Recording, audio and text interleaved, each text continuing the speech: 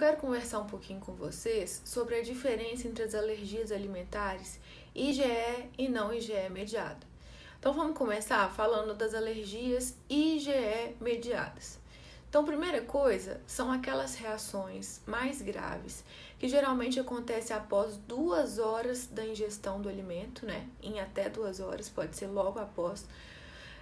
São reações que podem evoluir com inchaço nos olhos e na boca, urticária, que são aquelas placas vermelhas no corpo, manifestações respiratórias e até mesmo anafilaxia, onde a criança vai precisar de um atendimento médico após a ingestão desses alimentos.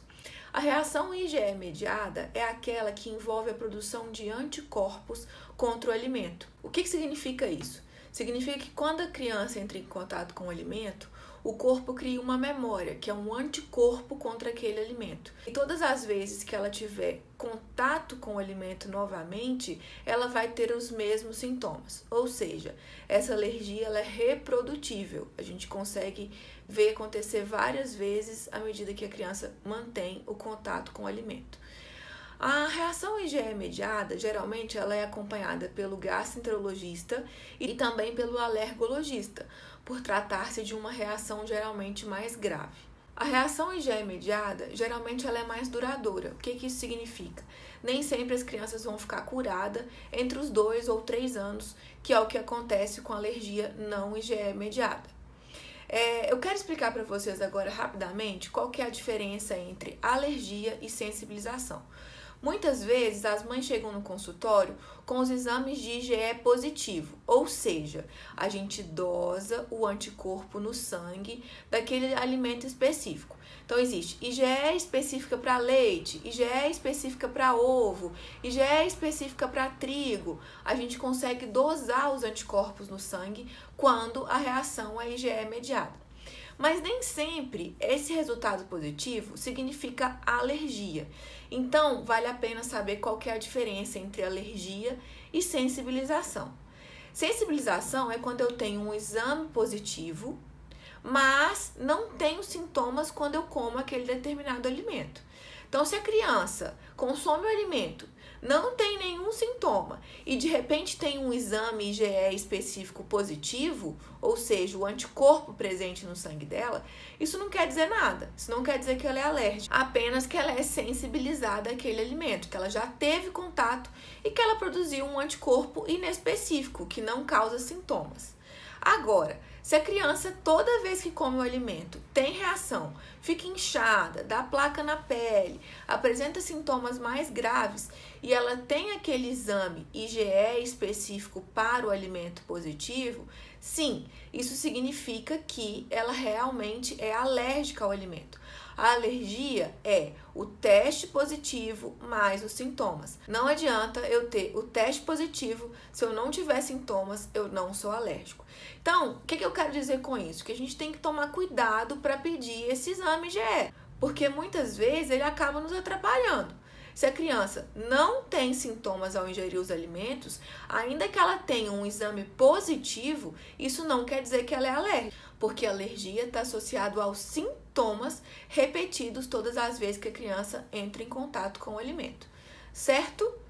Agora eu vou falar um pouco sobre a alergia não IgE mediada, que é a alergia mais comum na gastroenterologia, é a alergia que a gente vê todos os dias no consultório, é a alergia que tem um caráter mais benigno, que demora menos tempo para resolver os sintomas e que geralmente os sintomas são leves ou inespecíficos. Então, a alergia não IgE mediada é aquela alergia mais tardia, ou seja, os sintomas ocorrem depois de 2 horas da ingestão dos alimentos. A gente não sabe muito bem quanto tempo que essa criança ainda pode apresentar sintomas tardios.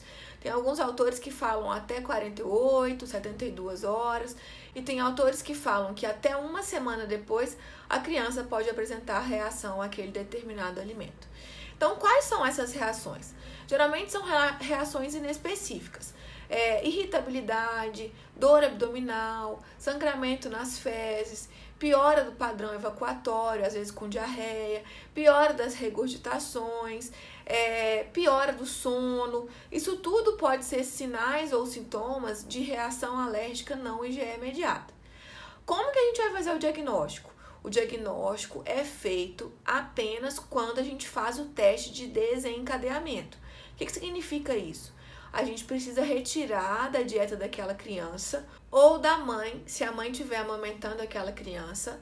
Vamos ficar 2 a 4 semanas excluídos do alimento, sem ter nenhum tipo de contato com o alimento. E depois a gente vai reintroduzir esse alimento na dieta materna ou na dieta da criança. Se a criança voltou a ter os sintomas, voltou a ter sangramento nas fezes, voltou a ficar irritada, voltou a ter diarreia ou piora das regurgitações, isso é o diagnóstico de alergia alimentar não IgE mediada. Ou seja, preciso fazer exame de sangue? Não. Preciso fazer exame de sangue oculto nas fezes? Não. Preciso fazer outro exame qualquer? Não. O diagnóstico é realizado assim, com teste de provocação ou teste de desencadeamento, tá certo? Então vamos para o próximo passo. Geralmente, a alergia não IgE mediada, ela é mais leve e os sintomas decorrem da inflamação do trato gastrointestinal. Ou seja, quando você tem contato com aquele alimento alergênico, as suas células de defesa, especialmente os linfócitos T, vão produzir uma resposta inflamatória àquele alimento. Não é às custas de produção de anticorpos. Ou seja, se você dosar o IgE para as crianças alérgicas não IgE mediadas, esse exame vai vir negativo. E ainda assim, elas são alérgicas, porque a reação delas não é às custas de produção de anticorpos, e sim às custas de células, por exemplo, os linfócitos T. A alergia não IgE mediada, ela pode se manifestar de 5 formas, que eu vou falar agora para vocês. Em primeiro lugar, é a proctocolite alérgica, que é o sangramento visualizado nas fezes, que parece uma geleia de morango, é raginhas de sangue, nada muito importante. Algumas crianças têm sangramentos mais abundantes, mas ainda assim esses sangramentos são benignos, eles não estão associados a nenhum quadro mais grave.